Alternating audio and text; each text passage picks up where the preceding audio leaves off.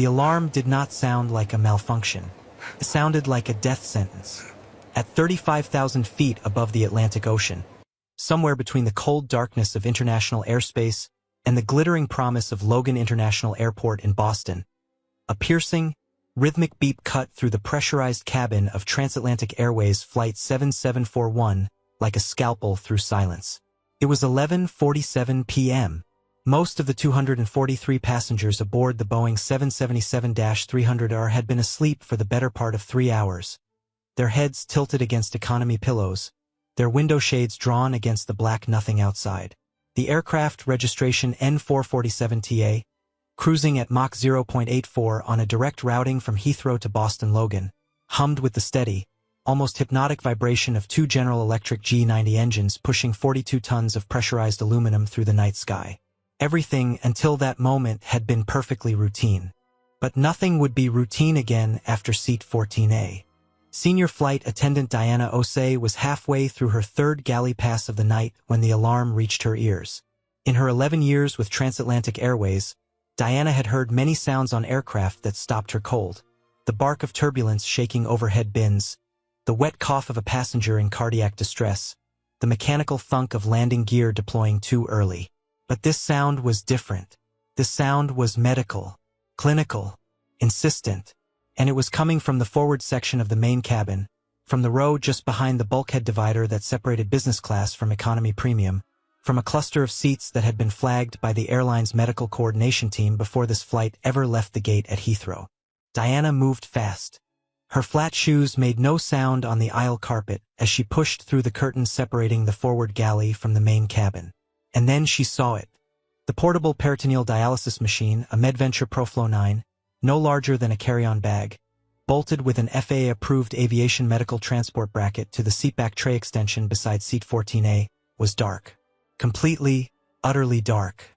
The LED display that should have shown a steady green readout of cycle pressure, dwell time, and drain status showed nothing. The tubing that ran from the machine to the passenger in 14A, the tubing that represented the difference between a man's functioning life and organ failure, hung still. No flow, no cycle, no movement.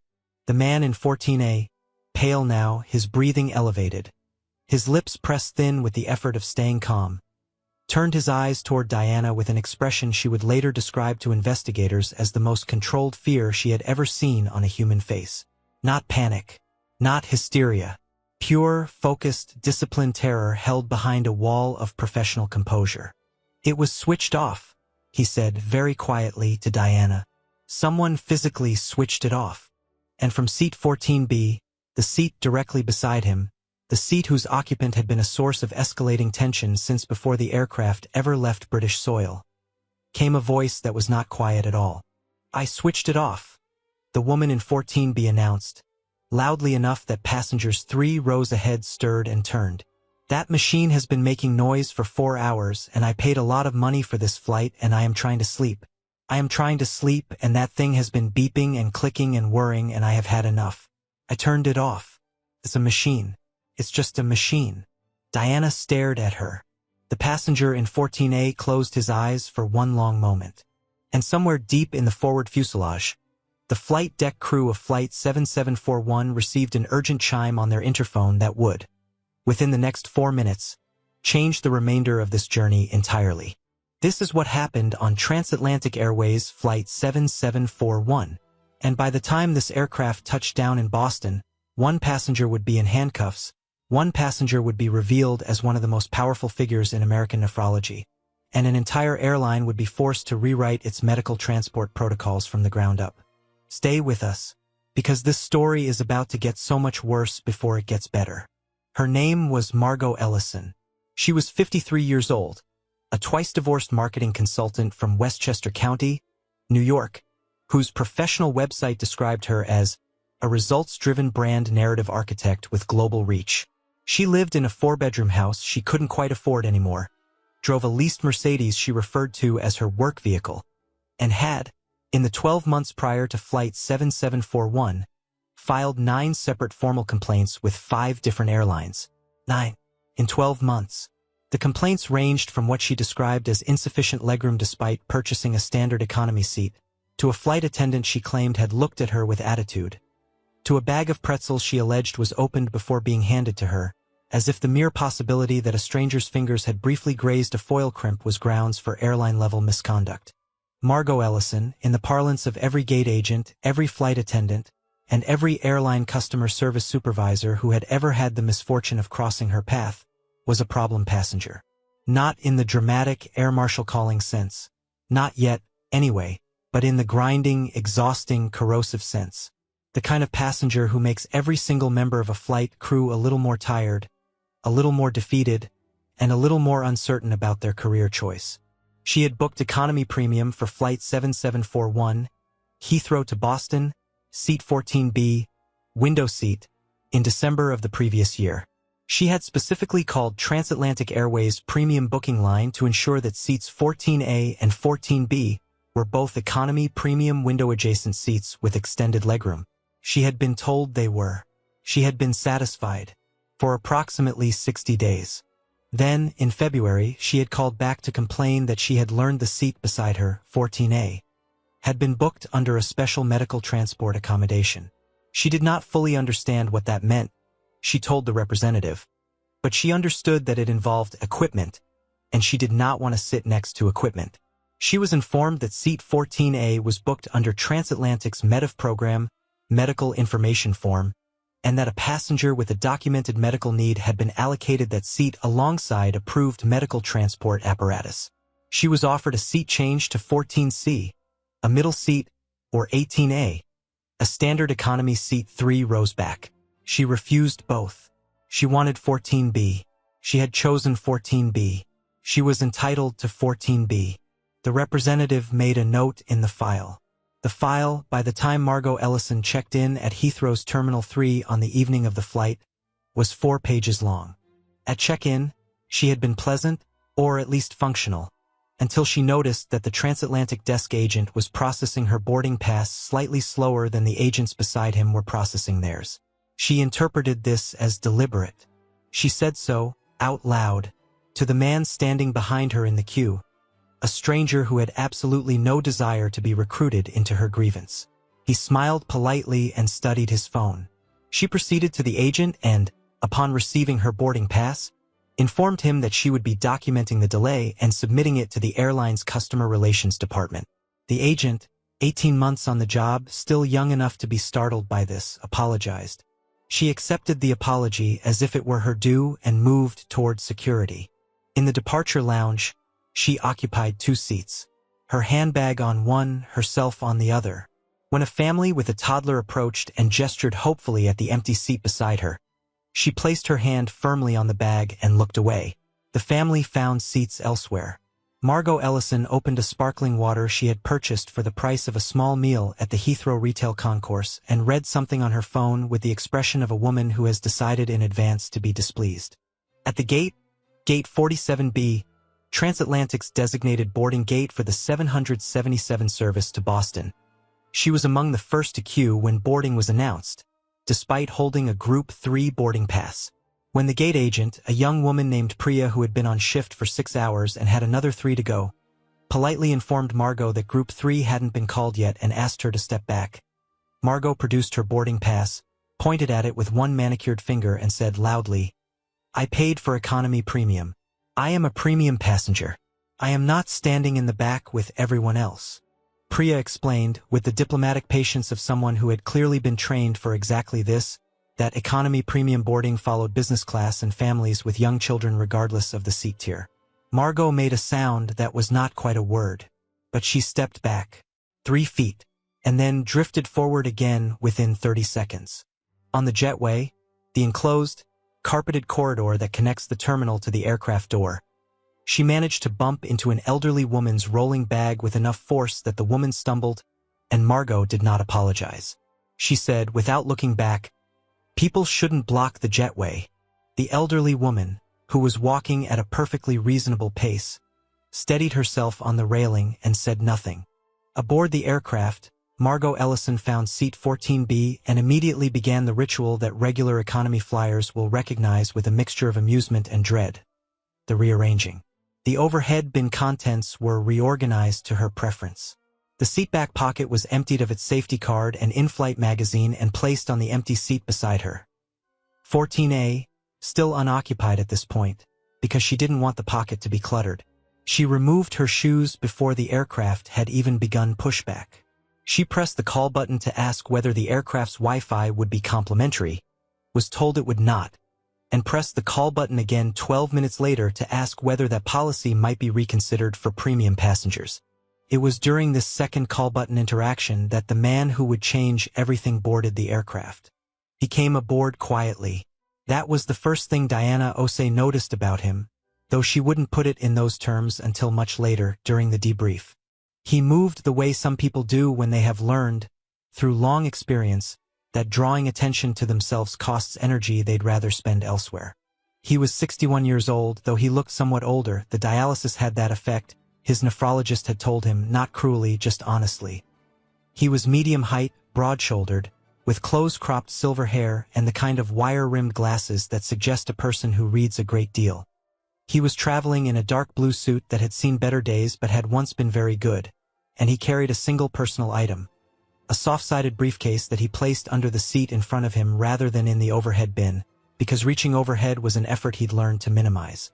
His name was Dr. Franklin Achebe, and if you worked in nephrology, in kidney disease research, in dialysis center administration, in hospital executive leadership anywhere along the eastern seaboard, you would know that name the way meteorologists know the Beaufort scale. Because Dr. Franklin Achebe was, among other things, the founding medical director of the Harrington Center for Renal Medicine at Massachusetts General Hospital. He was the man who had rebuilt the hospital's nephrology department from a mid-tier regional program into one of the top 3 kidney care centers in the country. He had published more than 90 peer-reviewed papers. He had testified before the Senate Committee on Health, Education, Labor, and Pensions. He had received, the previous spring, the National Kidney Foundation's highest clinical honor. He was also, at this particular moment, a man on dialysis. The diagnosis had come 18 months earlier.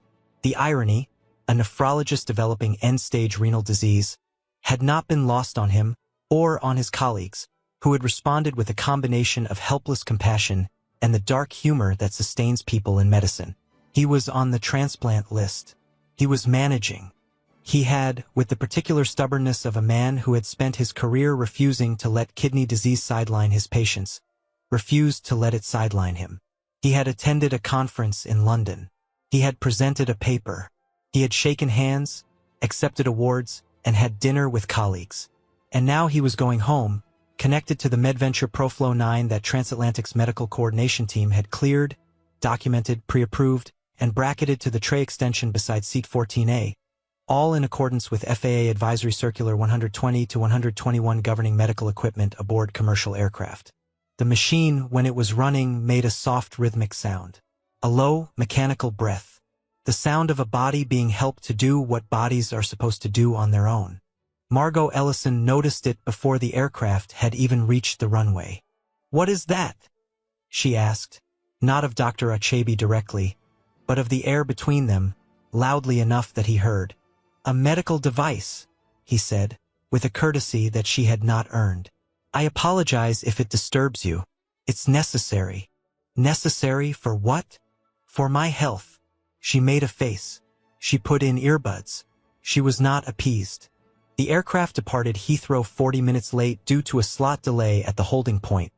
Not Transatlantic's fault, as air traffic control had imposed a ground stop for inbound traffic to runway 27L.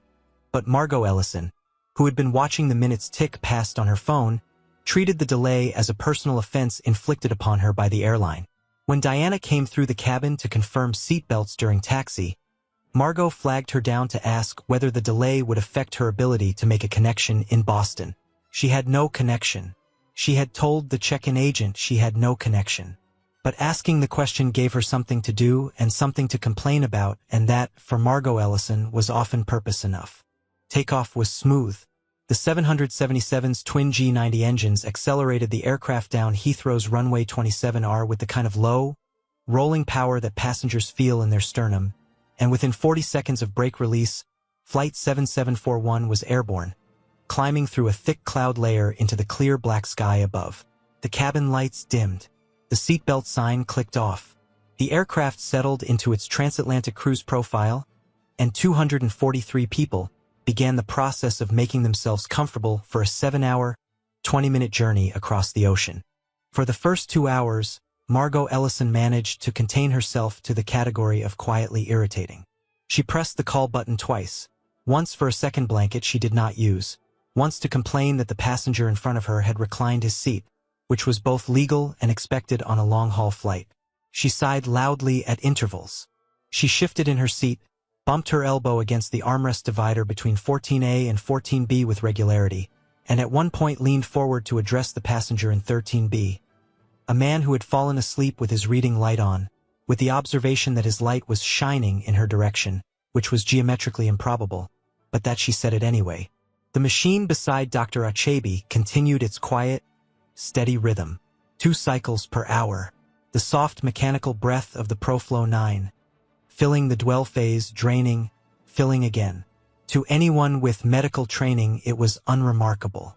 To Margot Ellison, sitting 18 inches away from it in the pressed air intimacy of an aircraft cabin, it was apparently an unforgivable imposition. She asked Dr. Achebe, at the 2-hour mark, to turn it down. He explained patiently that the machine had no volume control. It ran at its designed operational level. She asked whether there was some other way to muffle it. He said no. She asked whether he truly needed it running the entire flight. He looked at her with the measured, clinical expression of a man who has spent decades delivering difficult information to frightened people, and he said with absolute evenness, "Yes, I do." She returned to her earbuds, but the expression on her face had shifted. Something behind her eyes had made a decision. What happened next unfolded over the course of approximately 8 minutes, though it would feel to everyone who witnessed it like much longer. Diana Osei was in the aft galley at 11:41 p.m., preparing the crew's first break rotation, when the interphone line from the forward cabin chirped. It was her colleague Marcus Webb, working the forward section, his voice lower than usual.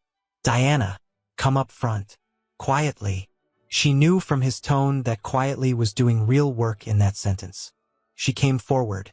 The cabin at that hour was mostly still. The overhead lights were off, the reading lights on only in a scattered few rows, the engine hum filling the pressurized air with its unceasing, slightly below-hearing vibration. In row 14, however, something was different. The machine beside seat 14A was dark. Dr. Achebe was sitting upright, very straight, his hands folded in his lap, and Margot Ellison was turned toward him in her seat. Her body languaged the unmistakable posture of someone who has done something and is waiting to see if anyone will stop her. She had reached across the shared armrest while Dr. Achebe dozed. A light sleep, medically induced exhaustion, and switched off the Proflow 9 at the main power toggle. The toggle was not hidden. It was not inaccessible. It was on the side of the machine facing her seat, and she had turned it to the off position the way a person might switch off a lamp they found annoying. Dr. Achebe had woken to silence, and understood immediately what silence meant. He had reached for the toggle to restart it. She had placed her hand over the machine. He had looked at her, and she had said, with a composure that read as almost practiced, "I need to sleep. That thing keeps me awake. Leave it off."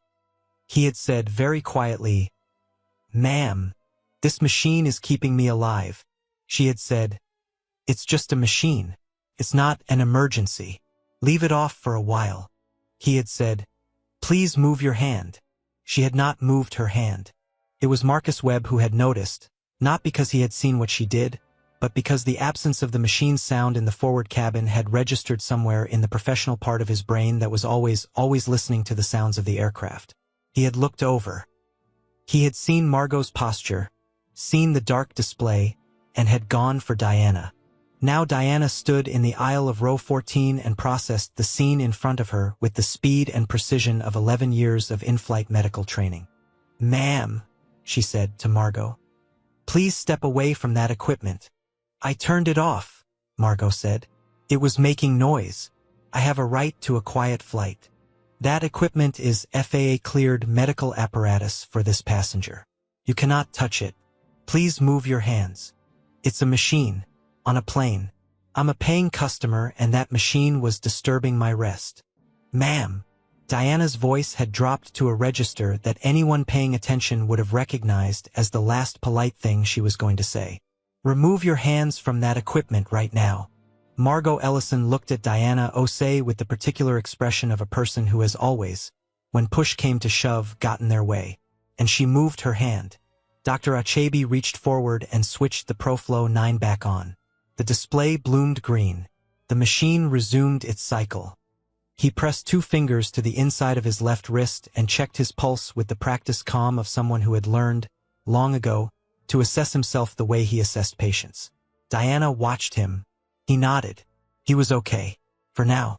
Diana straightened up, turned to Margot Ellison, and said, in the professionally flat tone that meant this conversation was being recorded in her memory word for word, "You have intentionally interfered with a passenger's medical device. I am going to need you to come with me." Margot Ellison did not come with her. Margot Ellison crossed her arms and said, "I'm not going anywhere. I'm a paying customer. That machine was a nuisance and I dealt with it and now it's back on and everything is fine and I want you to go away." "Ma'am, I want to speak to the pilot." The cabin was no longer entirely asleep. The exchange, though not shouted, had the acoustic carrying power of all arguments in enclosed spaces.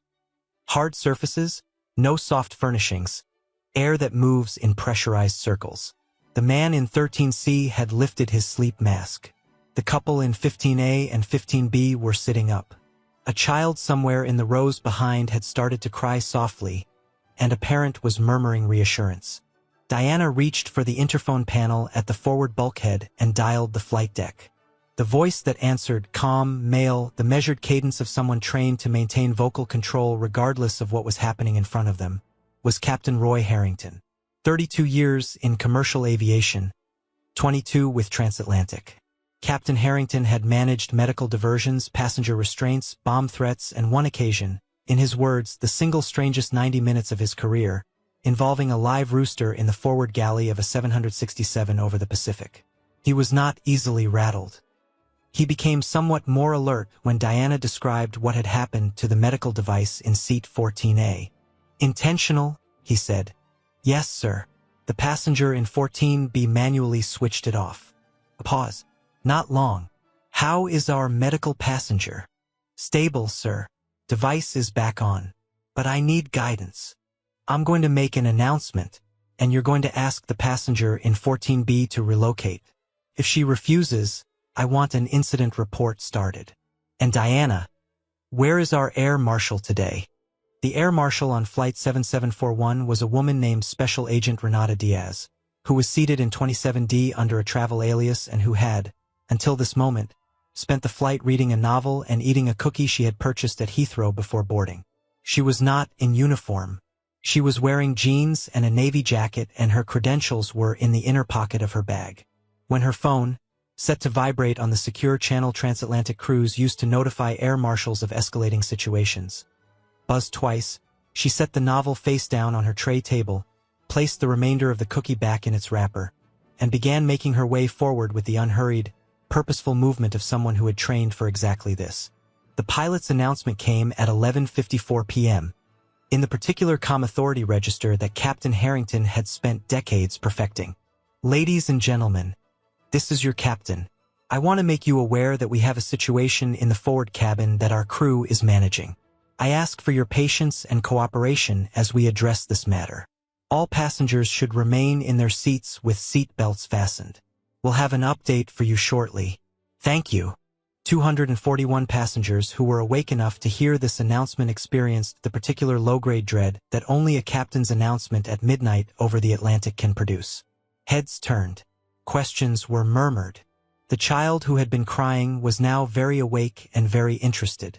In row 14, Margot Ellison had processed the announcement and decided, with a speed and confidence that suggested she had never in her life experienced consequences, that it did not apply to her. "This is completely unnecessary," she said, to no one in particular, which is to say to everyone within earshot. "I touched a machine. A machine. I didn't attack anyone. I didn't threaten anyone. I turned off a noisy machine so I could sleep. This is an overreaction.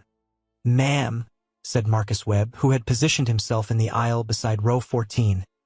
A member of our crew is going to come speak with you. I need you to remain calm. I am calm, Margot said, at a volume that was demonstrably not calm. I'm the calmest person on this plane. I'm being harassed by airline staff for trying to get some rest. You interfered with a medical device. I touched a button on a machine. One button. A medical device for a passenger who requires it to remain healthy. He looks fine. Dr. Franklin Achebe, who had been sitting with extraordinary self-possession through all of this, turned and looked at Margot Ellison for the first time since the machine had been restarted.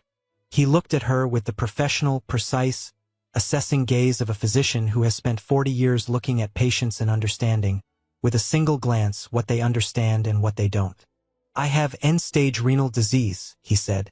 My kidneys do not function. This machine provides the function my kidneys cannot. If it is switched off for a sustained period, I go into crisis. On an aircraft over the Atlantic Ocean, that is a medical emergency with very limited resources. Margot stared at him. Something moved across her face. Something that might, in a more self-aware person, have been the beginning of understanding. Instead she said, "Well, you shouldn't be flying if you're that sick." The man in 13C made a sound. It was not a word, but it was eloquent. "Ma'am," said Special Agent Renata Diaz, who had arrived at row 14 with the quiet inevitability of weather, "I'd like you to step into the galley with me." Margot looked at this woman in jeans who was asking her to step somewhere. "Who are you?"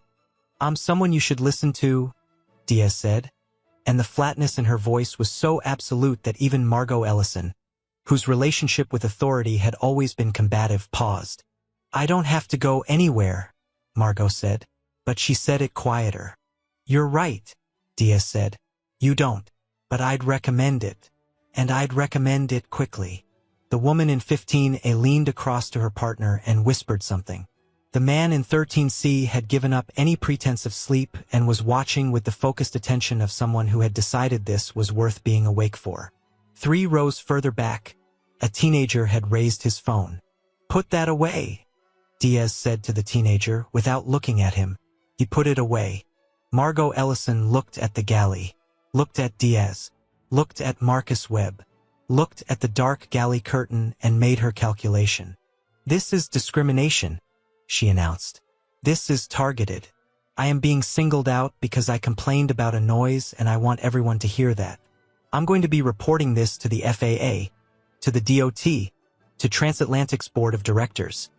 "Ma'am," Diaz stepped one measured half-step closer.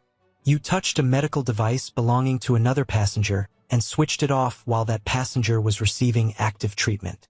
That is a federal offense under 49 U.S.C. 46318. I need you to stand up and come with me." The cabin went very, very quiet. Margot stood up. Her face had gone through several colors, landing somewhere between white and a very specific shade of red. She gathered her cardigan with the particular dignity of someone who was losing the situation entirely but refusing to acknowledge it, and she moved into the aisle.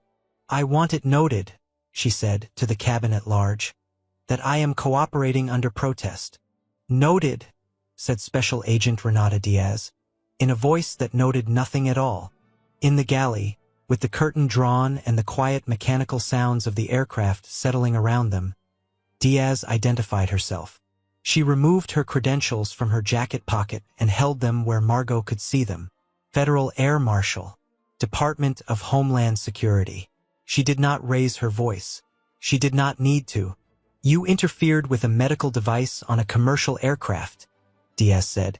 "You have admitted to doing so. You have done so in front of cabin crew and multiple witnesses.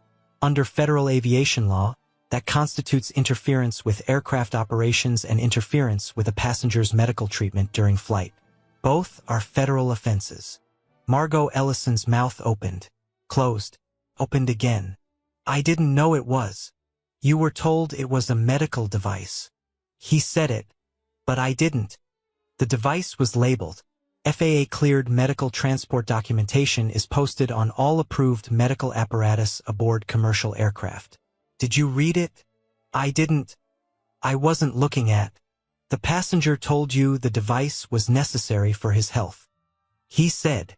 Did he say it was necessary for his health? A pause that had the weight of an anchor. Yes, Margot said very quietly. We are going to continue this conversation in a moment, Diaz said. But first I need to check on the passenger you interfered with. You are going to remain here in this galley, and you are not going to move. Marcus is going to stay with you. Nod if you understand. Margot nodded. And in the forward cabin, unaware, yet of the full conversation taking place about him in the galley, Dr. Franklin Achebe was doing something that Margot Ellison, in all of her calculations about what this flight was and who she was on it, had never anticipated. He was making a phone call. Not a phone call. A text, sent via the aircraft's satellite messaging system, to a contact in his phone listed simply as MGH admin. 3 words. His flight number and situation developing. Stand by. The response came back in under 2 minutes. Also 3 words. We have you. Diana Osei had, by this point, completed the incident documentation that transatlantic protocol required for any intentional interference with medical apparatus. She had photographed the machine, the seat configuration, and the FAA medical clearance documentation that was, indeed, posted on the ProFlow 9's housing, a white laminated card, no larger than an index card, that read in clear language, active medical device. Do not touch or disconnect. FAA authorization AC 120-121. For assistance, contact cabin crew. The card had been affixed to the machine before the aircraft left the gate at Heathrow. It had been there the entire flight. Margot Ellison, when shown a photograph of this card during the subsequent debrief, would say that she hadn't seen it. Given that the card was facing her seat in 14B, and the machine was between her and Dr. Achebe, the investigators would find this claim difficult to accept. Captain Harrington made a second announcement at 12:08 a.m. Ladies and gentlemen, we are assessing our options with respect to a developing situation aboard. We are in contact with ground operations and will update you as soon as possible.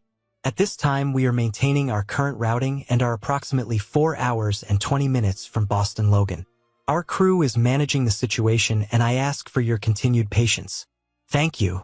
The passengers of Flight 7741 processed this announcement with the particular collective psychology of people sealed inside a metal tube at high altitude with no exit. Whispered conversations. Craned necks. The shared democratic tension of people who have no information and no control, suspended above an ocean in the dark. The woman in 15A had reached forward and, with a discretion that spoke of genuine kindness, placed a gentle hand briefly on the back of Dr. Achebe's seat. Not touching him, just there. A gesture.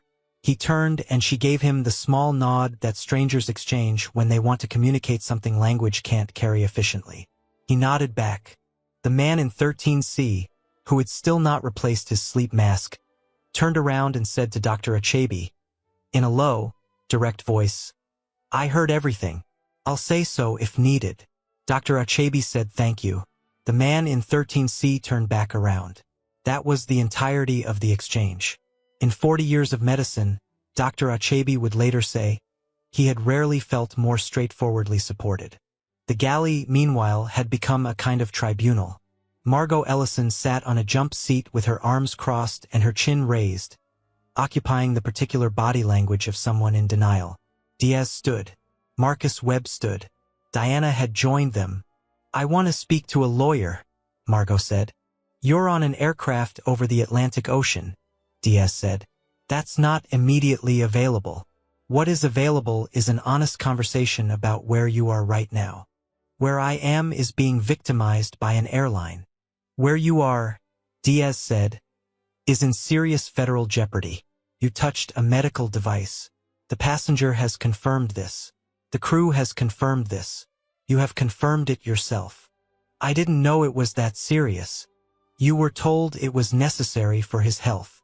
People say a lot of things. Diana looked at Diaz. Diaz looked at the middle distance. The aircraft hummed around them at 35,000 feet, the engines keeping their even, implacable rhythm. There is something you don't know, Diana said at this point, About the passenger in 14A. Margot looked at her. What about him? Diana paused. She had worked with Dr. Achebe's assigned transatlantic coordinator and knew, from the metafile, exactly who he was. She had known since the pre-flight briefing. She had been, up until now, discreet about it, because patient medical information and identity were not hers to broadcast. But the situation had moved past discretion. Dr. Franklin Achebe, Diana said, is the founding medical director of the Harrington Center for Renal Medicine at Massachusetts General Hospital. He is one of the leading nephrology authorities in the United States. He has credentials with the FAA as a medical expert consultant for exactly the type of equipment you just switched off. And in addition to everything else you have done tonight, you have just made an enemy of a man who writes medical policy for the department that oversees aviation medical standards. The galley was very quiet. The what? Margot said. He's a hospital director, Diana said. A kidney specialist. At one of the most prominent hospitals in the country. Margot looked at the curtain that separated the galley from the forward cabin. He's wearing an old suit. Yes, Diana said. He is. Margot Ellison sat with this information for approximately 4 seconds. And then, for the first time in the entire flight, she became very, very quiet. It was the silence of someone whose world had just reorganized itself around them. The silence of someone who has spent the last 4 hours operating on a set of assumptions, about who mattered, about who had power, about what the rules were and who they applied to, and has just discovered that every single assumption was wrong. She had looked at the man in 14A. Seen. A sick old man in a worn suit, attached to a machine. Filed under inconvenient, manageable, someone she could handle. She had not seen 40 years of medicine. 90 peer-reviewed publications, Senate testimony, the trust of 4,000 patients over a career, and, perhaps most proximally relevant to her current situation, a direct line to the FAA's medical consultation office and the kind of institutional relationships that turn incidents into investigations. She had not seen any of that, because she had not looked, because she had never looked, because in Margot Ellison's world, the people around her existed as either resources or obstacles, and the man with the medical machine had been filed instantly, permanently, and catastrophically into the wrong category. There was a word for what was happening behind Margot's eyes in that moment. Diana Osei would use it later in her crew debrief report. The word was reckoning. The aircraft crossed 40 degrees west longitude at 12:33 a.m. Captain Harrington, on the flight deck, had been in communication with Transatlantic's operations center in Dallas for the previous 40 minutes. The decision had been made. No emergency diversion. Dr. Achebe was stable, the machine was running, and the medical coordinator Transatlantic had on standby. A company physician who had been patched into the flight's communication net confirmed that provided the Proflow 9 continued its cycle uninterrupted, Dr. Achebe could safely complete the remaining journey to Boston. He would, however, need to be met by medical personnel at Logan. The arrangements were already being made.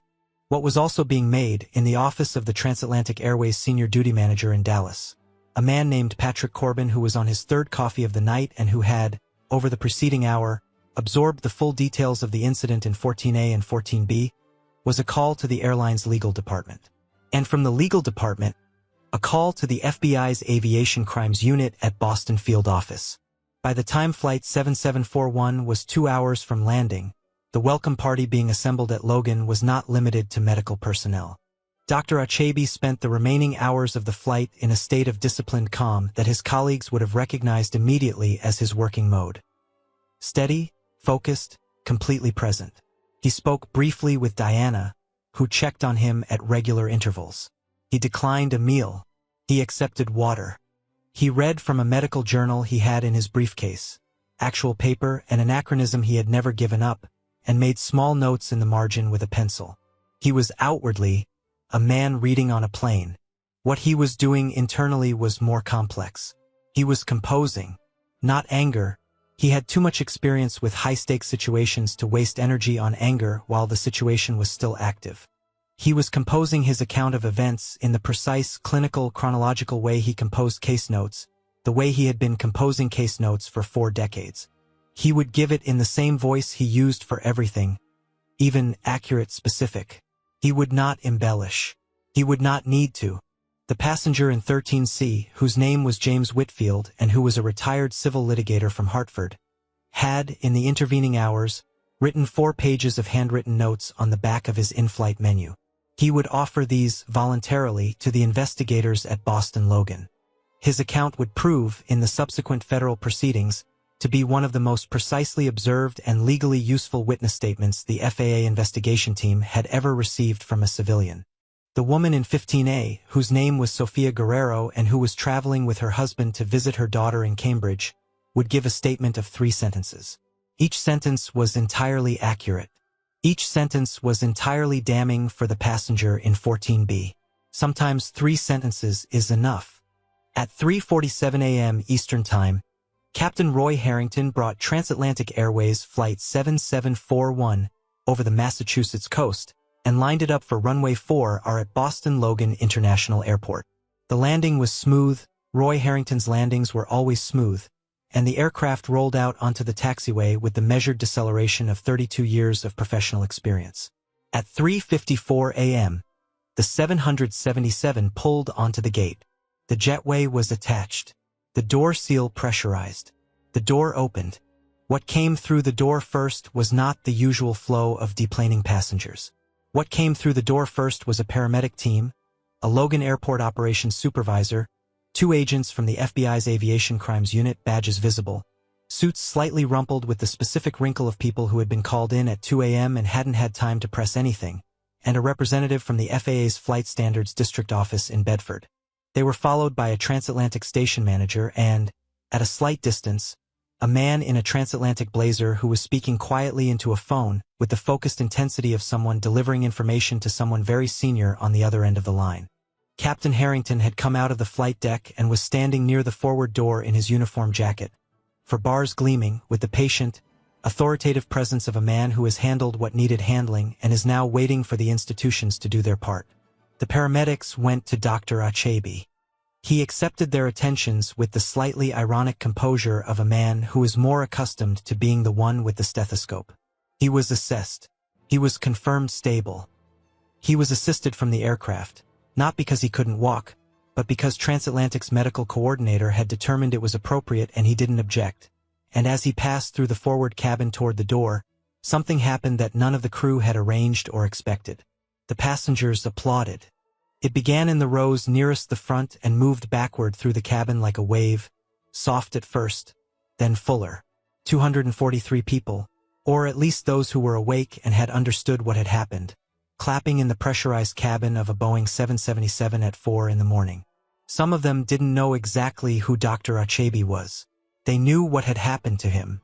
They had heard. They had seen.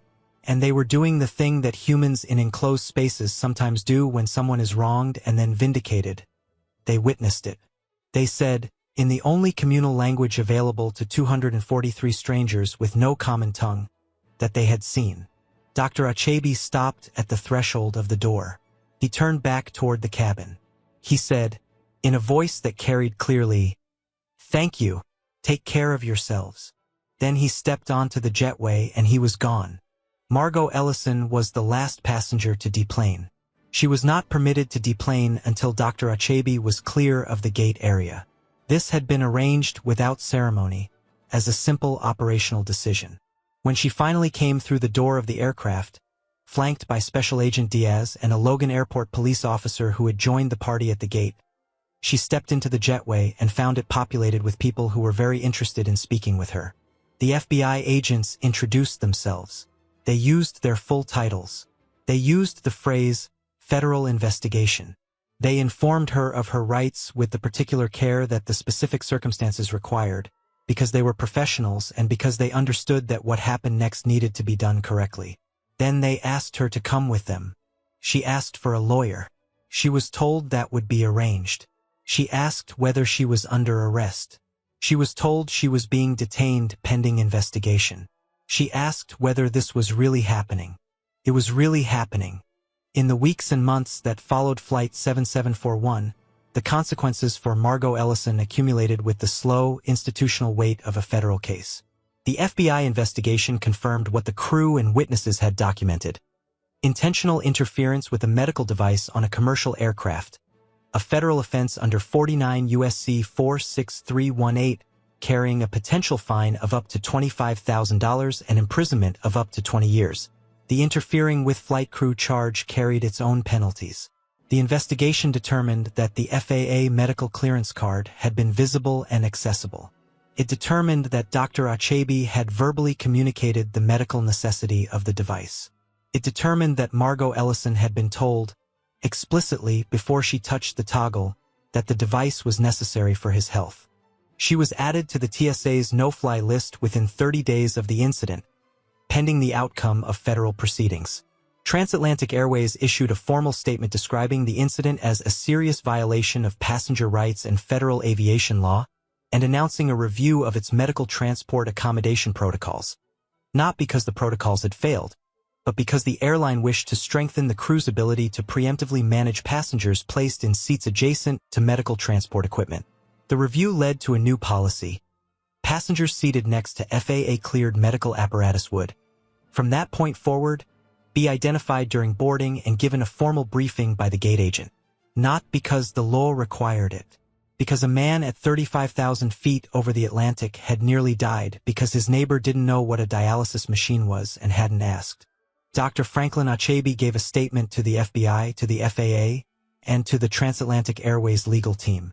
All three accounts were consistent. All three were filed in the same precise, clinical, chronological voice. He did not express anger in any of them. He expressed, with great specificity, exactly what had happened. He was back at the Harrington Center within 72 hours of landing. His colleagues had arranged a welcome that was simultaneously warm and medically thorough. A full renal panel, a sit-down with his own nephrologist, and a running argument about whether he should have gone to London in the first place that he clearly enjoyed tremendously. He had a kidney transplant 18 months later. He returned to full clinical practice within the year. He mentioned the incident precisely once in a public forum, at the National Kidney Foundation's annual conference the following spring, during a session on patient rights and medical transport. He described it in 3 minutes. He used it to make a point about medical literacy and the systematic underestimation of patients who are sick but not diminished. Then he moved on to his research. The conference gave him a standing ovation. He looked slightly embarrassed by it. There is a lesson in what happened aboard Flight 7741, and it is not a complicated one. It is, in fact, the oldest and most basic lesson that air travel has to teach us. That at 35,000 feet, inside a pressurized aluminum tube with no escape, you are in community with strangers. You have not chosen them. They have not chosen you. But for 7 hours and 20 minutes, their well-being and yours are inseparable. The man beside you might be sick. He might be tired. He might be going home after the hardest week of his professional life, attached to a machine that is doing quietly and invisibly the work that his body can no longer manage. He might be one of the foremost kidney specialists in the United States, or he might be a schoolteacher, or a father going to meet a grandchild born while he was in London at a conference, or none of these things, or all of them. He is, whatever else he is, a person, in a confined space, with no exit, and with every right, moral and legal, to exist in that space without having his life interfered with by a stranger who decided that her sleep was more important than his survival. Margot Ellison did not think of the man in 14A as a person. She thought of him as an inconvenience. She thought of his medical device as an obstacle. She thought of her own comfort as the primary organizing principle of those 7 hours of shared airspace, and she acted accordingly. She was wrong about every single thing, and the instruments of American federal law confirmed, methodically and without drama, exactly how wrong she was. This has been the story of Flight 7741, Transatlantic Airways, Heathrow to Boston Logan. If you believe in the right of every passenger, sick or well, famous or unknown, powerful or invisible, to exist in safety on a commercial aircraft, share this story. Because the machine that Margot Ellison switched off was not just a piece of equipment. It was the boundary between a man's life and a medical crisis. And the boundary that night held. Because a flight attendant listened. because a captain responded, because an air marshal acted, because 30 strangers applauded in a cabin at 4 in the morning, because the system, when it works, is capable of protecting the people it carries. Fly safe, be kind, and never, ever touch another passenger's medical device. Next time, we're going inside the cockpit of a flight where a first-class passenger discovered, 40 minutes after takeoff, exactly what it means to insult a deadheading 737 captain. You will not see the ending coming. Subscribe and stay with us. The skies are never as empty as they look.